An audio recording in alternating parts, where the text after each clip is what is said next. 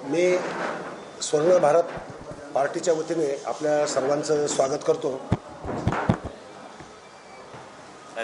आमचा जो पक्ष आहे तो भारतातील एकमेव लिबरल किंवा स्वतंत्रतावादी पक्ष हा आहे। 14 साली त्याची स्थापना झाली आणि भारतामध्ये स्वतंत्रतावादाचा बीज रोवण्याच्या दृष्टीने आम्ही काम करत आहोत। सरकारने फक्त सरकारचं काम करावं, प्रशासनाचं काम करावं।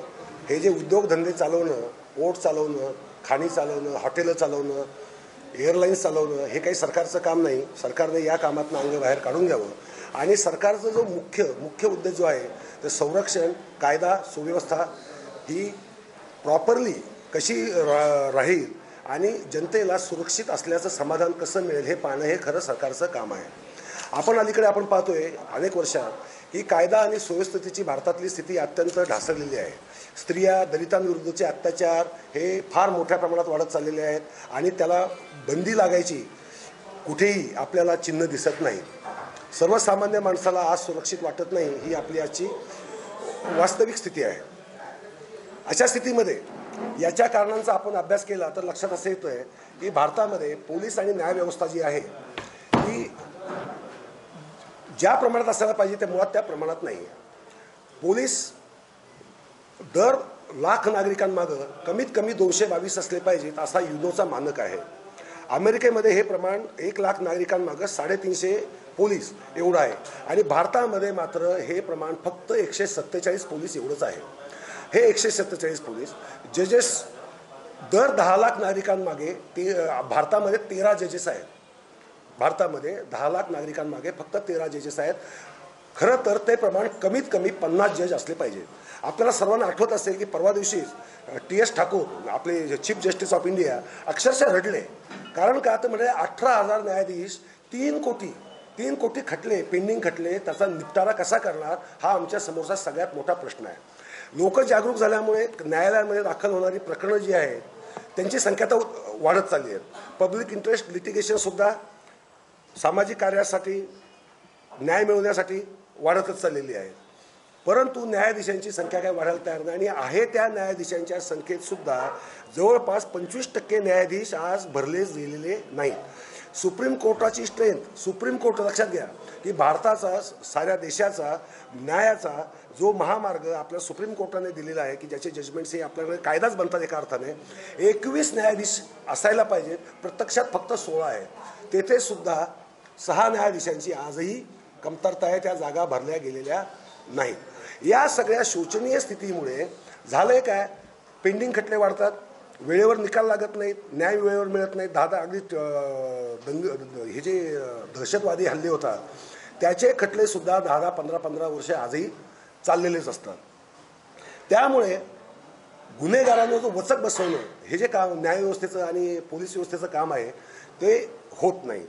दुसरी गोष्ट अशी, परवाच हमीद दाभोळकर म्हणाले की दाभोळकरांच्या खुनाचा अजूनही तपास लागलेला नाही। आपल्या सर्वांना माहिती आहे, अत्यंत महाराष्ट्रातली दुर्दैवी घटना।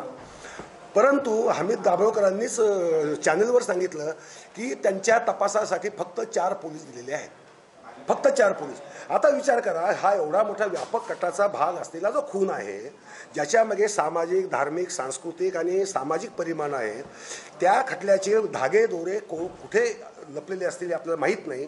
त्याच्या तपासासाठी जर फक्त 4 पोलीस जर मिळू शकत असतील तर जे सामान्य आहे त्यांचं काय होणार। आज सकाळचं एक उदाहरण सांगतो। माझे मुंबईत पुण्यातले पत्रकार मित्राचा मी वाटेत असताना फोन आला।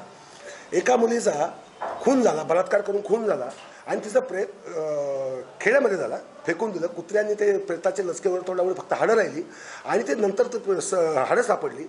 त्या आई, त्या मुलीची आई पोलिसांकडे तक्रार दाखल करण्यासाठी हेलपाटे मारते। शेवटी तिने आज येऊन पुण्यामध्ये प्रेस कॉन्फरन्स घ्यायचं ठरवलं। म्हणजे आम्हाला न्याय मिळवण्यासाठी मीडियाकडे किंवा न्यायव्यवस्थेकडेच धाव घ्यावी लागते आणि तिथे आज पुरेशी व्यवस्था नाही।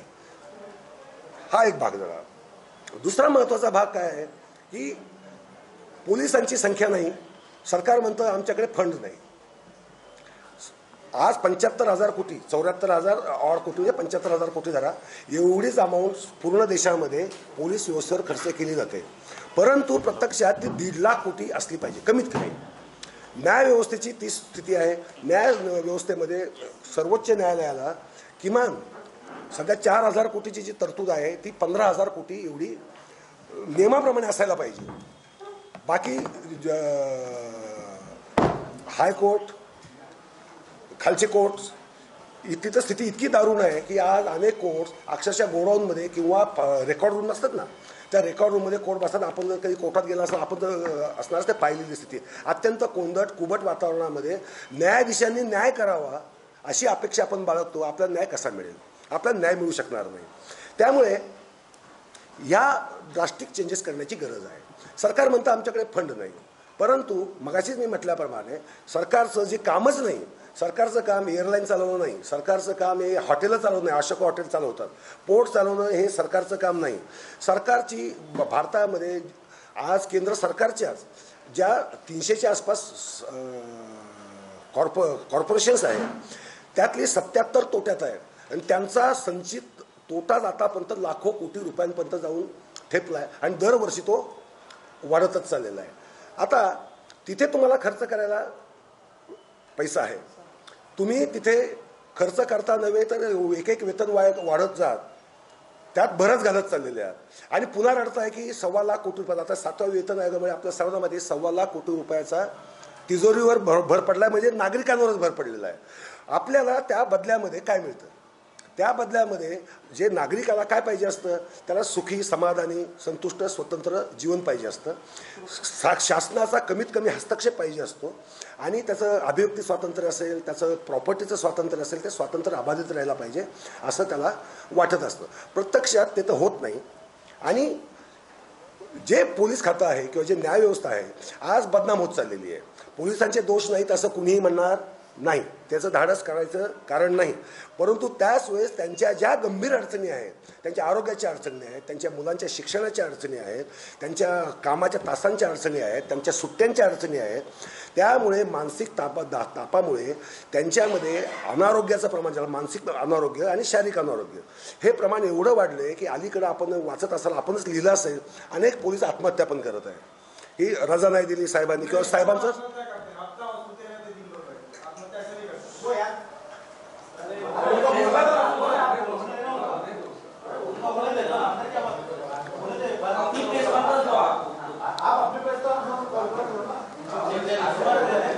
तर सांगायचा मुद्दा असा की मानसिक अनारोग्य आहे की नाही, तर आहे. अगदी त्यांचा वाढदिवस असो, कोणाचा वाढदिवस असो, लग्नाचा वाढदिवस असो, सुट्ट्या वेळेवर मिळत नाही, कारण संख्याच नाही तेवढी. त्याचं मूळ कारण काय आहे की जेवढे पोलीस नियमाप्रमाणे दर लाख लोकसंख्येमागे पाहिजे 222, किमान 222, त्याच्या निम्म्यापेक्षा प्रमाण कमी आहे. त्यामुळे त्यांच्यावर तो ताण येणं स्वाभाविक आहे. आता सरकारचा आता नवीन प्रस्तावित कायदा आहे, Maharashtra protection of internal security act. तो पास, आम्ही तर त्याच्या विरोधातच आहोत, कारण आम्ही स्वतंत्रवादी आहोत. नागरी स्वातंत्र्याच्या कोणताही आडवा येईल असा कायदा नसलाच पाहिजे. पण हा कायदा समजाने बळजबरीने आणला. काम कोणाचं वाढणार आहे? पोलिसांचं काम वाढणार आहे. म्हणजे परवानगी 100पेक्षा जास्त लोक जमणार आहेत, परवानगी घ्यायला त्यांच्याकडेच जायचं. 100पेक्षा जास्त कुठे जमले परवानगी घेतली नाही, गुन्हे दाखल करणार त्यांनीच जायचं, तेच पुन्हा न्यायालयात जायचे. म्हणजे प्रलंबित खटल्यांचं प्रमाण जे आहे ते वाढत जाणार एकीकडं. आणि दुसरीकडे हा जो एक कामाचा जो ताणतणाव आहे पोलिसांवरचा, तोही वाढत जातो. आणि याच्यामध्ये काय होतं की खरे जे गुन्हे होतात त्या तपास करण्यासाठी जो वेळ पाहिजे, त्यासाठी जे प्रशिक्षण पाहिजे, म्हणजे कायद्याचं असेल, टेक्नॉलॉजीचं असेल, फॉरेन्सिकचं असेल, हे टेक्नॉलॉजीची त्यांचा आता आपल्याला माहिती आहे की शास्त्र हे दर 2-3 वर्षांनी बदलत असतं, का अजून विकसित होत असतं, ते होत नाही.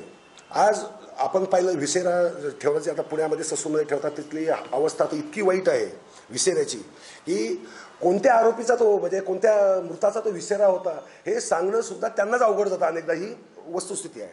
मग न्यायवैद्यक ज्याला आपण म्हणतो, फॉरेन्सिक ज्याला म्हणतो, जो न्यायालयामध्ये जो खरा न्याय आपल्याला पाहिजे असतो ते मिळण्याची शक्यता कितपत राहते.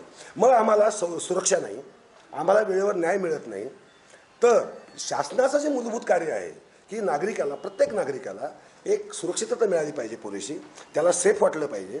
आणि त्याला जर कोर्टात जायचं असेल किंवा कोर्टात त्याच्या विरुद्ध जाऊ, बाजून जाऊ, जे काही आहे ते वर्ष 1.5 वर्षामध्ये त्याचा निकाल लागला पाहिजे. आणि नुसता निकाल लागला नाही पाहिजे, न्याय मिळाला पाहिजे. ही वस्तुस्थिती आहे, ही सर्व नागरिकांची सर्वांची अपेक्षा आहे. आणि ही अपेक्षा जर पूर्ण करायची असेल तर ही सगळी संख्या त्यांची वाढवणं, त्यांच्यासाठी फंडिंग आर्थिक सहाय्यता जी आहे ती जवळपास दुप्पट ते न्यायाधीशांसाठी 10 पट करण्याची अत्यंत गरज आहे. या संदर्भात आम्ही माननीय आपले पंतप्रधान मोदी साहेब यांना विस्तृत पत्र लिहिलं आहे. त्याच्यामध्ये सविस्तर आकडेवारी आम्ही जोडली आहे की कोणत्या खात्यामध्ये सध्याची काय स्थिती आहे, जगात काय स्थिती आहे आणि आपली कमतरता नेमक्या काय आहेत आणि त्या त्रुटी दूर करण्यासाठी, म्हणजे आपण नुसतं फक्त काय करतो दोष दाखवत नाही आहोत, ते दुरुस्त करण्यासाठी तुम्हाला फंड्सचा जो प्रॉब्लेम आहे तो फंड्सचा प्रॉब्लेम तुम्ही कसे सॉल्व्ह करू शकता. नवीन तुम्हाला कर लावायची त्यासाठी गरज नाही, तुम्हाला त्यासाठी काही करायची गरज नाही. जो उद्योग तुमची करायला नाही पाहिजे, जे तुमचं कामच नाही आहे ते काम तुम्ही करू नका, ते खाजगी क्षेत्राला करू द्या किंवा मॅनेजिंग एजन्सीज नेमून त्यांच्याकडनं तुम्ही करून घ्या, परंतु तुम्ही त्यातनं बाहेर पडा आणि तुमचा जो भर आहे तो प्रशस्त. मोदी सरकारने मोदी साहेबांनी काय आश्वासन दिलं होतं नागरिकांना की मी कमी मिनिमम गव्हर्नन्स पण स्ट्रॉंग गव्हर्नन्स देईल. प्रत्यक्षात काय झालंय, मिनिमम गव्हर्नन्स तर होत नाहीये, स्ट्रॉंग तर अजिबातच नाहीये, तो विकच होत चाललेला दिवसेंदिवस. त्यामुळे आम्ही मोदींना त्यांच्याच घोषणेची आठवण करून दिली आहे की तुम्ही तुमच्याच घोषणेवर अंमल करा.